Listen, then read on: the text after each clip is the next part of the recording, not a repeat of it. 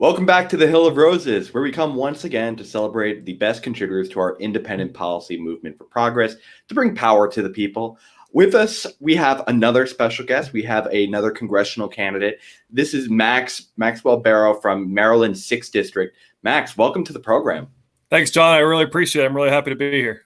Yeah, I'm looking forward to being able to get to know you today, Max, because, I think there's a lot of overlap in some of our overall beliefs. And so one of the things that I'm going to find most interesting is how you try to approach the issues, as well as how your specific background can inform you as a politician and how you try and get your agenda across. I know from looking up at your campaign, you are a public school teacher. What decided for you that it needed to be a transition into politics, going away from teaching?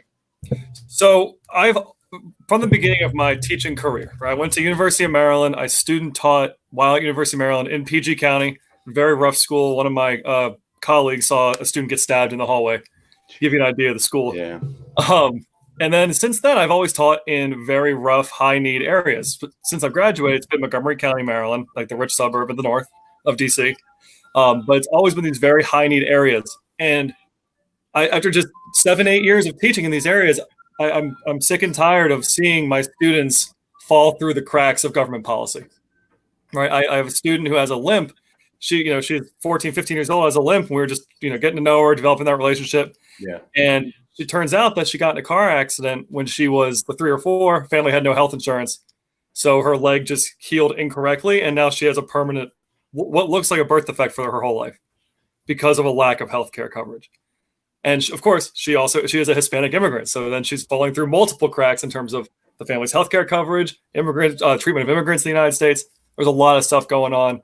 And I just got sick and tired of seeing it and doing my best to help these kids in the classroom when what they really need is food in their houses, money in their pockets, true healthcare coverage, things that I can't give them as a teacher, but I can give them from the Capitol. Yeah, I think that makes sense. It sounds like to me, like maybe your heart of inspiration for going into teaching is you just wanted to be able to help, kids be able to develop into successful adults, be able to have an impact on people's lives. And I think you're absolutely right. You only have so much time in the classroom. You can only impart so much safety and security that they need that comes from home. So moving into politics seems like a natural progression. I'm curious, what inspired you to go for Congress as the race that you wanted to go to, rather than something, in your local area to try and handle those issues? Well, that's a good question. I get asked that a lot, especially in the district I live, because I am currently represented by 4 very moderate Democrats. It's very ripe for a progressive, viewpoint, especially in Montgomery County. I looked at some of just what was happening, right? Kind of the flow of who was running for what. And I've been tracking it for a few years now. I've kind of been, it's been rumbling in the back of my head. I really, truly thought back in 2018 that Trone was a weak candidate. And he was. He won with 40% of the vote in an 8-person race. So he got a plurality. A majority of people voted against him. But he spent $18 million of his own money and put his name on every person in the state and won. And then it's a Democratic leading district. So then he swept in November easily enough. He's a weak candidate. And I think my thought process was, and I think I'm being proven right, is that majority of people don't like him or ambivalent at best. And there is a weakness. And if I can just harness at least a good portion of that 60%, I have a real shot at taking him on. If I'm the only one running, I heard no rumors of anyone running against him. I figured it was a perfect time to swoop in and try and accomplish the goals and the things that I care about. So I have to ask, obviously this is a very strategic, this is a race you think that can be flipped. What about the person that you're running against leads you to believe that they are such a weak candidate beyond the vote total? What in their record is something that's not truly in line with what the values of your district are? So looking at him, he is also a first-time congressman, first-time politician. Before this seat, he held no government positions. He is a multi-millionaire CEO of a multi-billion-dollar alcohol company, Total Wine and More, which is Total Wine. Yep, that's him.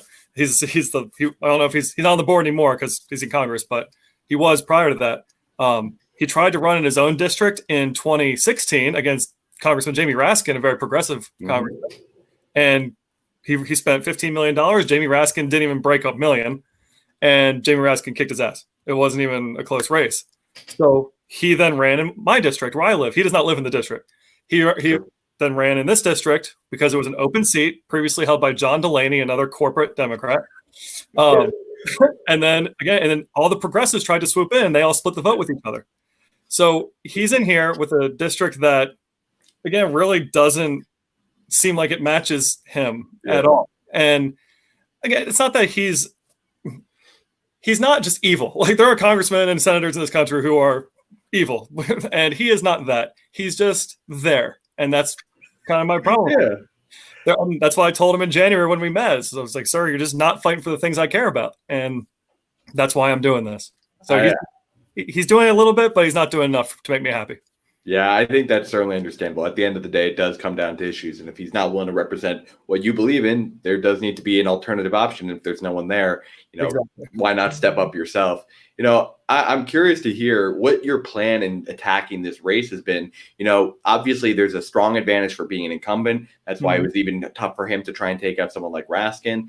He has this money advantage. What have you been trying to do so far to try and bridge the gap when you can't get as as much FaceTime with people because of this whole coronavirus crisis? So I feel like I've been calling an audible every month about my strategy, depending on, like, I came out of the break first day. I raised over $1,000 real quick, like boom, like right away, which was great. Not enough to get me started, get off the ground, start getting my name out there.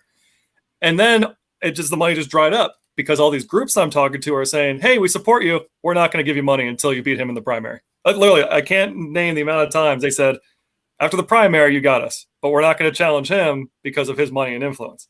But it's like, at the same time, do they not understand that you don't need the money as much after the primary? Like, you need the money for this primary because, as you said, this is a very blue area. So that's such an infuriating dynamic. I had that same experience when I was briefly running myself. They're all like, "Yeah, get back to us later. We'll consider it later on." I'm curious, what is your district in general like? What's some of the features that are kind of unique to Maryland's, 6th district as well? What are some of the issues that people that you have been able to make contact with been telling you they need solved? So I don't know if your viewers really follow the nitty gritty of Supreme Court opinions, but Maryland's 6th district was the district that was brought in front of the Supreme Court for gerrymandering. It is one of the most heavily gerrymandered districts in the country. Specifically to make the Democrats outvote the Republicans in Western Maryland. So I have a lot of people in Western Maryland who the first thing they say to me is, "Fix the gerrymandering." I will wave a magic wand. Like, great. I don't agree that it should happen either, but it's what we're stuck with for now. So a lot of people are very upset about the gerrymandering. It's not just this district. We're just one of the worst. Yeah. So a lot of people complain about the gerrymandering, especially those in Western Maryland who feel like they're getting outvoted by the Up County and Montgomery County people.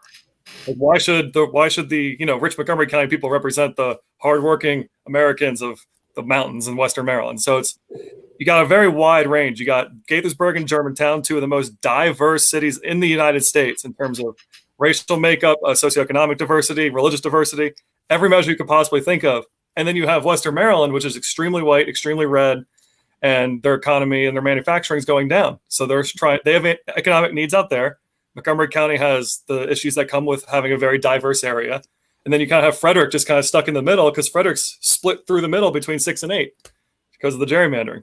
So each area is very different, and it's important to really make sure that as the representative, you listen to all of those groups. You can't just be the Montgomery County rep or the Frederick rep or the Western Maryland rep. You need to figure out a way to bridge them all. So I'm curious, what is your solution to that issue? You have gerrymandering as an issue. Mm-hmm. What would be some other issues that you would consider some of your top issues, and what are your solutions to them? So it's funny. The Western Maryland, they're really worried about their economy, which is fair. It used to be manufacturing was a economic base there. It's kind of going downhill. And Montgomery County, it's so dense that public transportation really is a huge issue for us. And that seems to be the big common ground that I found between everybody is investing in public transportation could help people and businesses move to Western Maryland, right? Because that's one reason people don't go out to that area. Yeah. Why go 2-3 hours from DC when there's no quick way to get back? Like, there's nothing out there. So if we can expand rail, if we can expand bus routes, if we can expand things to get people out there, make it easier to go between Western Maryland and the more dense population centers of Frederick and Montgomery County, then people and businesses will want to be out there. And that will also address the climate issue that we're seeing here in Montgomery County. or it's super, super dense and our public transportation is lacking. And we end up with commutes that take an hour and a half to go 10 minutes down the road because it's 270. It's the DC traffic. So public transportation seems to be one thing that really brings everyone together, get people off the roads, out of their cars, and get people going out to Western Maryland. It's some of those beautiful places in the country are out there. You're talking about Hagerstown's a great place. Garrett County, Allegheny County, Washington County are great places. It's just so hard to get out there, and we need to make that easier. Yeah, I could certainly hear you. What's your approach beyond? Is it just a funding problem that you're facing? What can be done in terms of public transportation as well as gerrymandering that you brought up before to actually solve those issues? I mean, public transportation, the funding is the huge thing. I mean, the specific counties don't want to spend money on that. I mean, as a congressman, that would be one of my focuses is trying to get money. I mean, it shouldn't just be our district. I'm not going to try and siphon money out of the pot to District 6, but all dense areas across the country should have adequate public transportation, both from a ease of transportation view and from a climate view. Yeah. We got to get people out of their cars and being able to move them quicker. So that's what I see in terms of the big issue. Again, the counties just don't really want to put the money to it. And you see in Maryland, we have a Republican governor who a lot of people like, but he's real stingy about spending on transportation. Okay, and how about the gerrymandering issue? What are you trying to do to be able to fix that issue for the voters in your district? Well, I've been a huge proponent my entire life of ranked choice voting, and that's something I would definitely push for.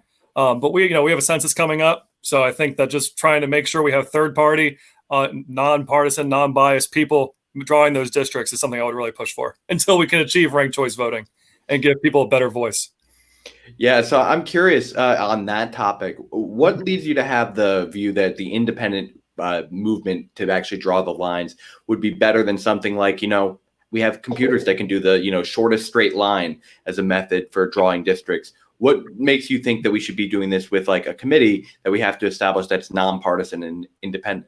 Well, I would just try and combine. I mean, like, I think the computers are good, but the computers are also impersonal. Like, especially if you're just going to slice it up, we need to make sure that like the farmers of northern Frederick County, I don't want to lump them in with, the urban Frederick City. You got to make sure that people are being adequately represented.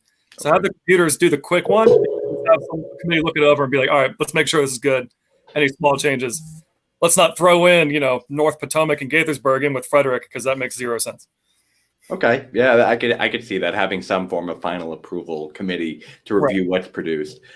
Just going back to public transit for one moment, I wanted to ask you, do you also support proposals like, free public transit, or is it just an investment in the infrastructure that you're trying to seek out?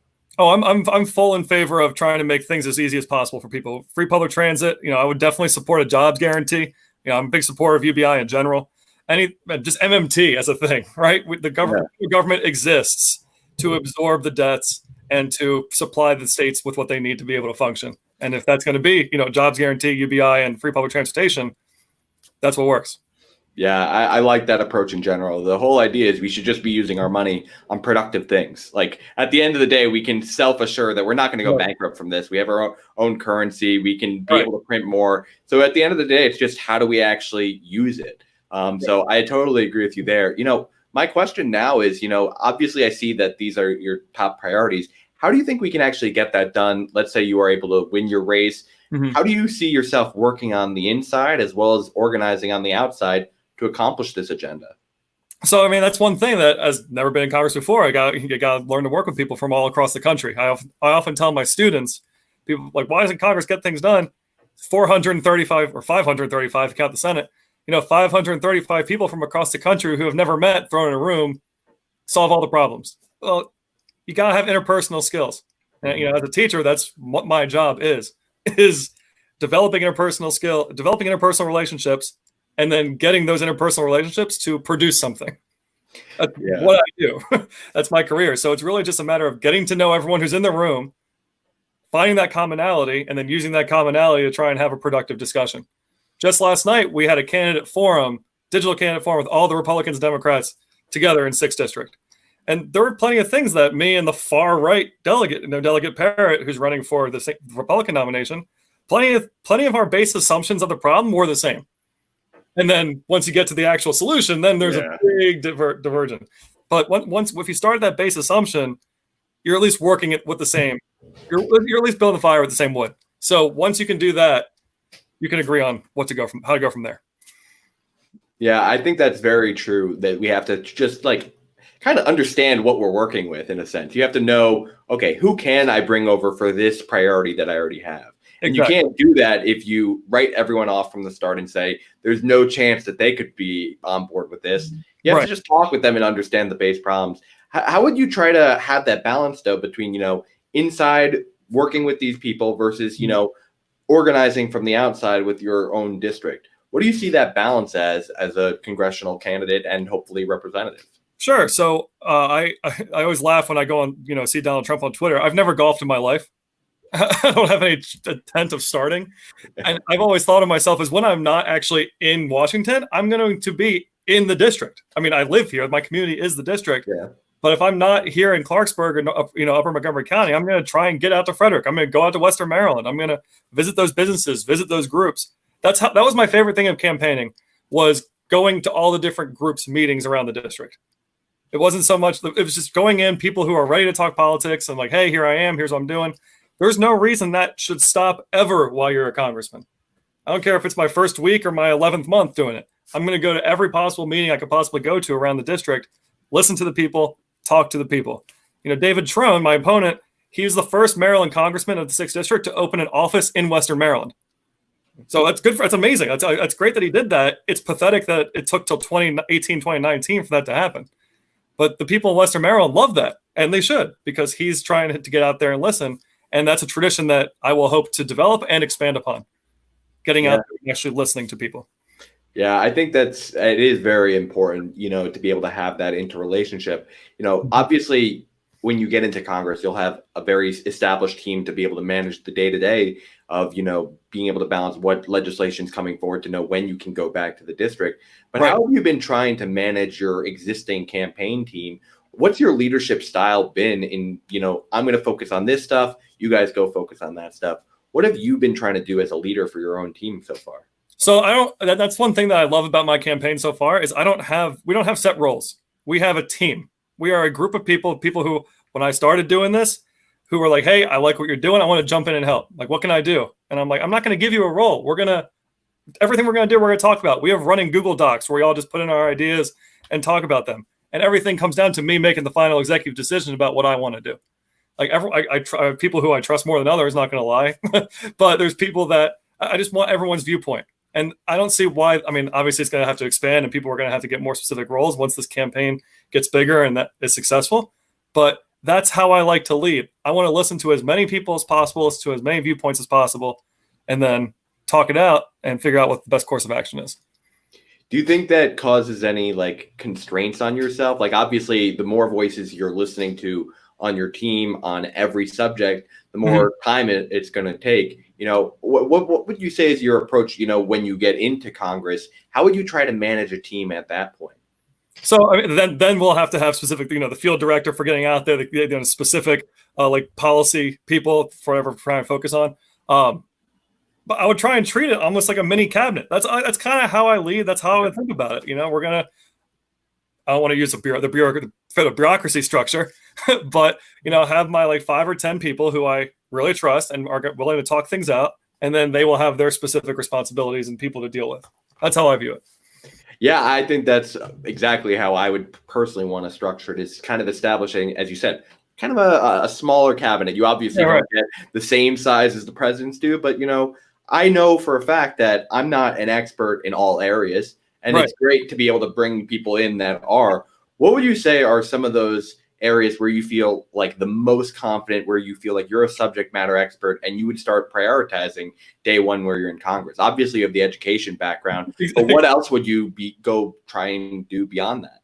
Right. Yeah. Well, first of all, education is a big one. I've been laughing with my wife brought it up, but everyone I've talked to really, I don't know how I'm going to get into Congress and then not be angry anytime it brings up education. It's like, I get angry now when people bring it up and I'm in the room. No, I know, can't challenge me on that. So I'm very aware of education. One of the big things I'm doing this for, one of the big things that kicked me out the door was healthcare and climate change. I think those are two things that I'm pretty confident about. I know where I stand. I know what I want to accomplish with that. Universal healthcare, Green New Deal, things like that. I'm confident about that. And those are the things that I can build upon. Okay. And, the final question that I wanted to ask before I turn it over to my audience to ask you a couple questions Mhm. is, Max, how do you try to evaluate candidates and leaders around the country? What are the things that you start to look for in other candidates? Because obviously you're not going to be able to accomplish this agenda alone. Right. And currently we're seeing a Congress that, frankly, is ignoring a lot of these priorities, as we've been seeing both from Mhm. COVID as well as even before that. How do you evaluate candidates? And you could even use an example like, how did you evaluate the 2020 presidential race when you were trying to pick out the people that you were trying to align yourself with? Oh, the 2020 president. Oh gosh. um, so when I'm looking at a candidate, if they're incumbent or they have a record, you got to look at what they've done. That is what it is. What made, I know you're a big Yang guy, but that's what made Yang so hard to evaluate. Yeah. He's a blank slate coming in. So if they've got a record, you got to look at that record to see what they've done. And that's, I think, one of Biden's big problems. I'm going to do this. Yeah. Well, okay, you've done. I hope so, but your record shows otherwise. So you got to look at the record. But you got to look at that consistency too. Are they saying the same thing at every stop, or are they saying one certain thing to one group of people, or are they saying something else to another group of people? That's one thing that really bothers me as a history teacher. You got to be consistent. You got to have that corroboration to bring that historical education word in. And then the last thing I really like to look at is specificity. Like if you say, yesterday in our candidate forum, the question was raised about immigration and how should we approach immigration going forward in this country. And one of the candidates said, we just need to we need to treat immigrants with respect. Okay, great. But we got to I look for specificity, and that's why at the beginning of the race, like way back in 2019, right? 2019. That's why Elizabeth Warren was so appealing at first, is because her specificity was so great. And that's why a lot of people were real excited by her at first, right? And then things went on. But Yang is the same way, right? I remember when he first came out, he had his policies page, and it was 5,000 things about you could click on. It was NCAA athlete payment was one of the categories. Yeah. And so it's Yang was specific, and that's what people like. So you got to look at their consistency, both in terms of speaking and over time, and their specificity on policy platforms. Yeah, I think that last point is one of the most important ones, frankly, because we are very tired of just in DC, we get a lot of platitudes. They signal the values, hey, we're with you. But then when it comes down to the policy of what actually makes the difference in our lives, you could preach love and respect all day and then still put the shank in us. So right. I love that your approach is you got to be very specific and not beat around the edges. No, so, that's what annoyed me so much about Pete Buttigieg more than anything else. Yes. It was just, when I'm president, I'm just going to bring people together. Okay. We're going to do good things and not bad things. Great. And he straight up objected to even releasing policies for, I think it was 3 months when he started his campaign. He's like, we're a campaign of values. We don't want to get bogged down in the specifics of policy. Later, he's like, oh yeah, we actually do kind of need these things. The same problem with my boy Beto O'Rourke. I was such a big Beto O'Rourke fan, and then he started his campaign, and it was the worst run thing I've ever seen. I was like, oh, you're such a good candidate, and then just.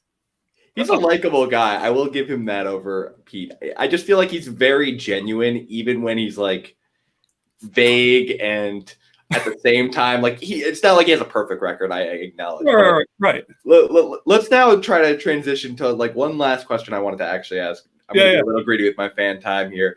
The last thing I really wanted to hear from you is, in terms of, the progressive movement, you signaled that before, that you're in a kind of a moderate district. You want to run as a more progressive leaning candidate.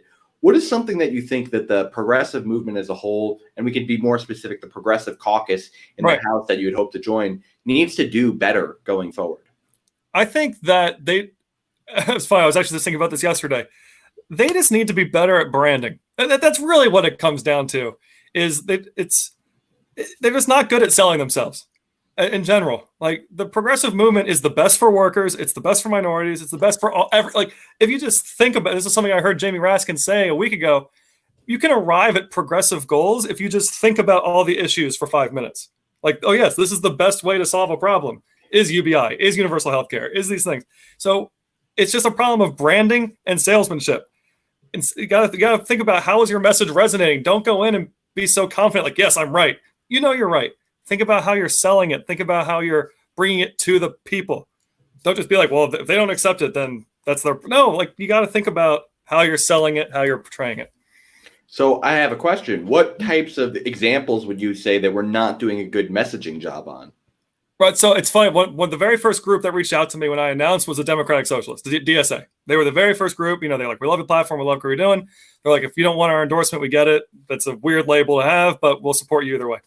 And I had a good talk with the DSA people down here. And it's like, I think that's like nothing against DSA. I love the values. I love the thing. But when you're talking about a lot of the voters, especially moderate to the left, the minute they see socialists, they get turned off. Yeah. And it's like that. You just got to rebrand yourself. Like if you just go out there and you say like, there's other ways to get the same ideas. I'm not saying change the name, but change the way. Like that's an example of you're just immediately turning off people with that name. And it's like, don't change the values. The values are what they agree with. It's like all the people. There was some video way back when I remember showing my students. The TV host was talking about the Affordable Care Act, explaining all the details behind it. And the people were like, yeah, we like that. We like that. We like that. So you support Obamacare? No, I hate it. But you got to think about how it's being branded and how it's being sold. So, I think that's very true. And I think that's honestly something not even just like the progressive movement, but just Democrats in general. Like I know Republicans have always been the masters of branding proposals, like the CARES Act. That was a big hand away in a lot of regards to a lot of companies that are very wealthy, 4.5 trillion compared to what we got in 200 billion. You take the Patriot Act. There's so many of these things where they just know how to frame the branding. The estate tax becomes the death tax.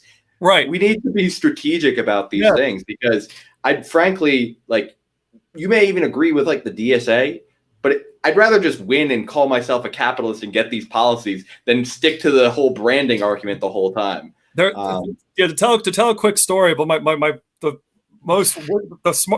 biggest lesson I've ever been taught in my life. I have a friend who is an amateur pro gamer way like 5-10 years ago. He was one of the best Madden NBA 2K players in the country. Okay. And I played football. I coach football. I think I'm a pretty good football mind. Nice. And I could beat everyone I know in Madden except for my friend. Like he would beat me by 50 points every time we played. And I remember one time he beat me and I threw my controller down. I was furious. And I said, I don't know why I can't beat you, man. Like nothing I do works. And he looked at me, he says, because you're playing football. I'm playing a video game. And I was like, he's like, I know how the game works. He's like, yeah, coach me. He's like, yeah, you beat me on the field, but he's like, we're playing Madden. He's like, I know how to take advantage of the game. He's like, you're trying to play football. And I think that's what the Democrats are doing. The Democrats are trying to achieve real goals, and the Republicans are just trying to win. Like they don't care. And the Democrats have to realize what realm they're in, what arena they're in. And once they do, then they can fight back appropriately. But right now you have two people fighting two different games, and the Republicans are always going to win because that's their goal. Yeah, I think that's a very apt analogy, frankly. You kind of have to understand the rules of the game, and you can't just try and, say, I'm going to play by this arbitrary standard when if you want to win, that's where you make the change. You have to win first. Like it doesn't matter if you have all the best ideas in the world and you have the biggest plans in the world, if you don't have any power to pass them at the end of the day. And that's something Republicans have really understood is just, we're going to win at all costs, even if it screws us along the way in terms of this moral corruption in it. Right. But, Max, thank you for answering all of my questions. I wanted to now turn it over to some of my audience's questions. I'm going to start first with a question that I got offline and before I go to the chat questions, because I got two beforehand. The first question I got came from a Daniel in New York. His question was, on a scale from like 1 to 10, 1 being I'm very much focused on just the here and now versus 10 being a focus on the future. Where do you try to see yourself aligned in trying to handle your priorities as a legislator? So as a teacher, we're taught in college, it's designing with the end in mind, right? Whenever I'm planning a lesson or an activity, don't think about what you're trying to teach them. Think about what you want them to do, right? Like I want them to write an essay. And in that essay, I want them to use 5 pieces of evidence, okay? Like 5 sources. Okay, so how am I and then I'm just going backwards from I'm going backwards. I start with the end goal, and then I try and think about each step along the way as I'm playing the lesson sequence. And then that way, when I hit the ground day one, I know how it fits into the whole thing. And then I have a 1 or 2 week lesson sequence. that ends with them writing an essay using 5 source pieces of evidence. So, I mean, I don't see why any legislating is any different, right? You have an end goal, right? You want to achieve universal healthcare. You want to achieve UBI. You want to achieve all these things. Okay. How do we get there? You know, it's like that old South Park meme where it's like one question, one thing, question, profit at the end, right? So, all right, start with the goal, and then fill in each step going backward. All right, so we want the UBI. Okay, well, we need a certain amount of people who are going to be able to do that. Like, okay, how are we going to convince the people? How are we going to go all the way down to step 1 and then attack it from step 1? So I guess I would say 6, 7 towards the future. If 10's the future, 1's the now. Yeah. I would say 6, 7 because you're planning with the end in mind. You're not. If you hit the ground day 1, if I walk in day 1 to the Capitol building and say I'm sponsoring a bill on the universal basic income, I'm going to get laughed at and thrown out of the building. But you got to talk to the people. You got to read the room. You got to figure, and you got to go from there and build up to it. Yeah, I think that certainly makes sense. Years, but yeah, being a project manager myself, what you kind of described to me is we have like these 2 different methodologies. One is waterfall, which is kind of what you described, which is like you come up with the plan and you figure out all the dependencies in between, and you have this long-term vision. And then there's this whole agile approach, which is basically like, okay, we have this universe of things that we want to accomplish. Every 2 weeks or so, we're going to just figure out what we want to prioritize based on what we think is feasible and, most impactful. So I like seeing that very methodical approach that you're thinking about it. You take that more waterfall approach. Let's go to the next question that I had. This came from Mark Safman. He wanted to ask you, what is your general platform in terms of disability rights? And more specifically, what does it do to make sure that they have more ability to participate in our democracy?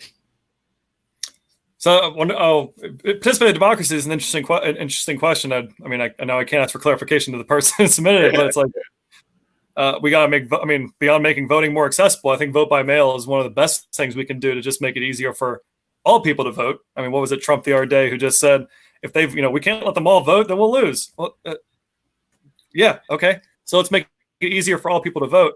I think just make society in general more accessible to everybody. There's no reason that any sort of policy at all should cut anyone out, regardless of their ability or individuality or whatever, whoever they are. So, I mean, I don't know what they mean by the democracy side of it, but we just got to make sure that policies we're passing include all people, and we got to look at it look at it deeply. I don't want to get in the habit of skimming something and just passing it. Larry Hogan, our governor, just vetoed a budget bill that included school construction for improving schools, and he said, "Oh, I didn't know that was included." You got to look in detail. You got to be methodical. You use the word you just used. So I just got to make sure we're doing that with an eye on disability rights and disabled people. So I got to ask, do you feel equipped as a teacher to be able to go through, 1,800 page legislation in the 2 days they give you? Like, what would your approach be? You get that? Do you think you're reading that all yourself, or are you breaking it out to your team to read different parts? Oh, I'm definitely taking at least 15, 20 minutes to read it, to flip through it and do the, I'm not going to do a close reading, right, to use a teacher term. But I'm gonna, look for the key terms, look for the bolded headers. I'm gonna try and break it down to understand what I need to understand, and then look at it with the team and try and section it out and be a little more smart. Work smarter, not harder. Yeah, because frankly, I think that's one of the biggest problems, honestly, in DC right now is they just throw so many different things that are, largely unrelated. Like, sure, they might want to try and accomplish a collective goal of like let's take the CARES Act. It's an economic recovery package, but does it have to include both the corporate bailout side as well as the people bailout side? Do you think there's anything that can be done to kind of simplify and streamline legislation, and do you think that is a goal that we should be aiming for in general? I mean, omnibus bills are just a horrible plague in Congress in general, right? Everyone tries to add amendments in to get their thing to pass because they know their thing's unpopular, but the bill's popular, and then all of a sudden we just end up with $18 trillion bill to solve all the problem of the country all at the same time. So we just make sure that we're passing more focused legislation, smaller bills. I know it's not as sexy, but it's what actually gets things done. There's someone on my team, though, who I really, her viewpoint is all about local state politics. She definitely has this mindset of people are just way too into Congress as a whole. And that's one of the big problems that we're facing as a country is people look at Congress to solve literally all their problems. Meanwhile, the state and local governments are in here, pillaging and taking what they want. Or if you really want something to change in your life now, go to your county council, go to your state government. Don't go to Congress. And not only not only are the state and local governments, being ravaged and taken advantage of, but Congress is now being given 18 million priorities that they can't even hope to address. So we need to also educate people on federalism in general and get people to refocus on state and local governments for more smaller scale things. Let Congress focus on that national policy, that climate change, that UBI, that those foreign interactions. Yeah, I totally agree with you. I would say the problem is even further up the chain. Like, it's not even just let's all focus on Congress. Everyone focuses so much on the presidency when his base job really doesn't have as much as we think beyond like commander in chief and just setting, general direction. He's not the one authoring any of the legislation. He can do a couple of executive orders, but that's limited. So we have to focus further and further down the chain because, everyone talks about like trickle down economics versus trickle up economics, but the same rule applies to government too. We need to be applying trickle up government where you're basically infiltrating this local level and starting to cause the change there so that, there's less pressure on the federal level to manage all these different conflicting needs so that they can handle the, bigger problems that need to be handled nationally rather than all these state and local issues as well. Okay, so I totally agree with you there. Let's go now to a question that I got in chat here. This comes from Nelson Orta, and I want to expand on this just a little because I did hear your answer while you were talking. You supported ranked choice voting. Do you just support an alternative voting system, like, and ranked choice voting is the most popular, or do you believe ranked choice voting is the best of the alternative voting systems? Some others being like star voting, range voting, approval voting. Are you a ranked choice voting advocate, or is there just the proper momentum behind it currently? So, I'm definitely in favor of alternative voting, right? If up against the wall, I'm in favor of alternative voting. I just think ranked choice is going to be the easiest to implement. When I think about, when I'm looking at a ballot, it's instead of bubbling one, like choose your top three. That just is an easy transition. It's easy for the people to understand. It'll be easy to implement. It's not going to be like California's blanket system, which is even confusing to half the people who try and understand how it works. Or it's like, how did Pelosi and Shahid Buttar both win the primary? Like, it's very confusing. The whole jungle primaries, Right. So it's like I like alternative, but I think ranked choice voting, again, looking at that methodical approach, that's going to be the easiest one to implement without re-educating the voter, right? Well, I watch Shark Tank a lot, right? Trying to educate the consumer on how to use the product, right? You don't need to educate people on ranked choice voting. They'll get it pretty quickly. Yeah, I tend to agree that at least in the interim, it's the easiest to inform them, and you kind of need baby steps on this. If we get to any alternative voting system, it's going to create a radical improvement. Yes. And then you can try and fix that optimization problem a little bit later on. So, yeah, I generally agree with you there. I personally say that the end goal, though, in my mind, I've always enjoyed like star voting personally. I think that just has a little bit more of a understanding of not just, because in a ranked choice voting system, it's still whoever has kind of that most popularity. Like, you're eliminated. If everyone likes you as a second choice, it doesn't matter. Like, you still have to get people to choose you as the first choice for you not to be eliminated. While star and approval and, even range voting kind of take into account, like, maybe this is the better compromise point for the district. But I agree. Ranked choice voting is certainly a good intermediary step. Let's go with the last question here, because I know you have another interview after this as well. This comes from same individual. I like this question, though, in general, because, we were talking about beforehand of, the MMT style of management. How do you think that gets applied to affordable housing when a lot of this currently is being managed on a very local level? Transportation kind of has that inter-community advantage, while housing is very much focused just on that local level. What would you hope to do as a legislator to be able to help people facing housing problems? Right. I don't want to. It's fine. I don't want to punt, but it's.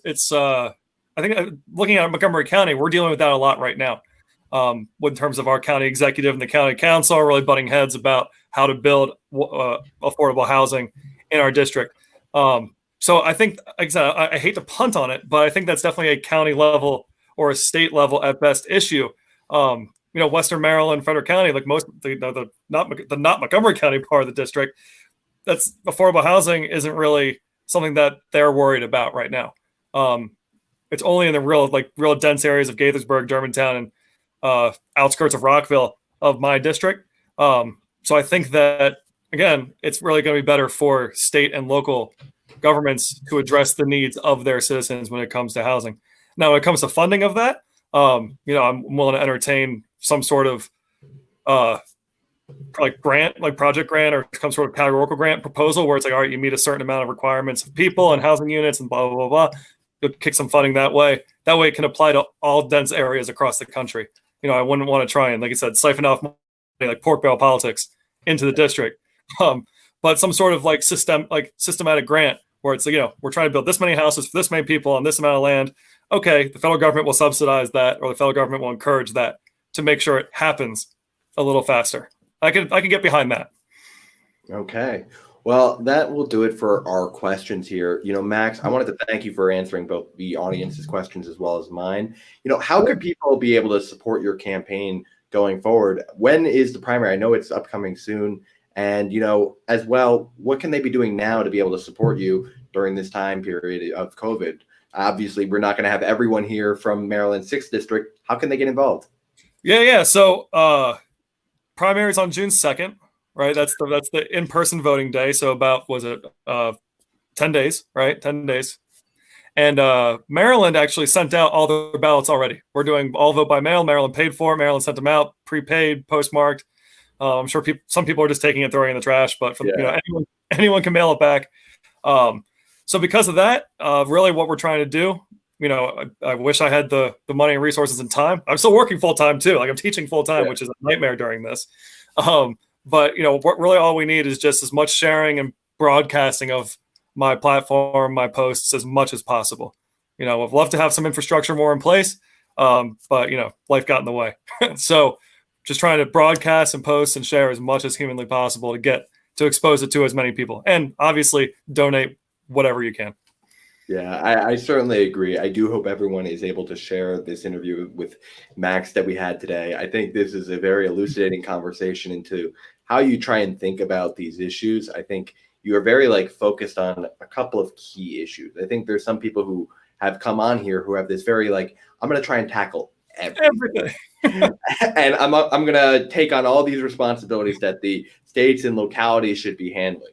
But I'm liking that you are focused and that you are trying to think methodically through these steps and try and be, interpersonal. I see some people come in with this just kind of burn it down approach. I'm going to come in there as a revolutionary. I'm going to start bullying you for your seat.